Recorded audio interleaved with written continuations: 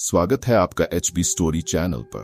क्या आप डरावनी कहानियों की दुनिया में कदम रखने के लिए तैयार हैं? तो चलिए शुरू करते हैं खौफनाक कहानी। एक गांव था जो अपने शांत और खूबसूरत वातावरण के लिए जाना जाता था, लेकिन हर साल पूर्णिमा की रात को वहां कुछ अजीब होता था।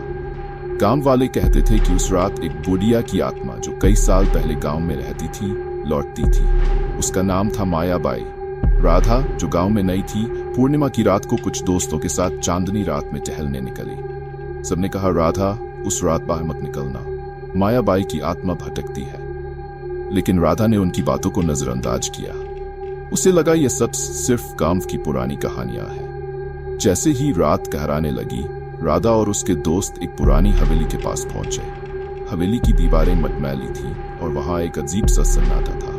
अचानक राधा को एक हल्की आवाज सुनाई दी। मुझे मदद चाहिए।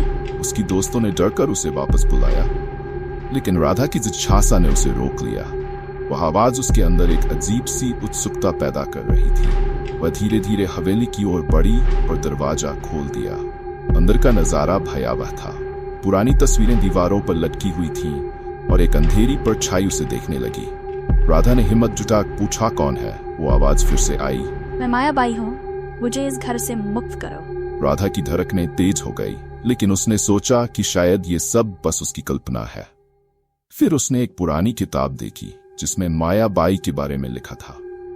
किताब में बताया गया था कि मायाबाई की आत्मा को शांति तभी मिलेगी जब उसकी हत्या का रहस्य उजागर होगा। जैसे ही राधा ने पढ़ना शुरू किया, अचानक पूरे कमरे में ठंडी हवा चलने लगी और रोशनी मध्यम हो गई। राधा ने देखा कि उस परछाई ने उसका हाथ पकड़ लिया। मुझे मुक्त करो, उसने चीखते हुए कहा। राधा ने तुरंत किताब को अपने पास रख लिया और पढ़ने लगी। उसने जान लिया कि मायाबाई का पति उसकी हत्या कर गया था और उसका नाम गांव में दफन था। राधा ने सोचा कि अगर वह इस रहस्य को सबके सामने लाएगी तो शायद मायाबाई को शांति मिलेगी। वह अपने दोस्तों के पास लौट आई और सबको कहानी सुनाई। गांव के बुजुर्गों ने इस बात को सुना और तुरंत उस जगह को खोजने निकले। जब उन्होंने उस पुरानी जगह को ढूंढा तो सच्चाई सामने आई। मायाबाई का पति उस वक्त गांव का सबसे प्रतिष्ठित व्यक्ति था, लेकिन उसकी दरिंदगी ने उसे अपराधी बना दिया था।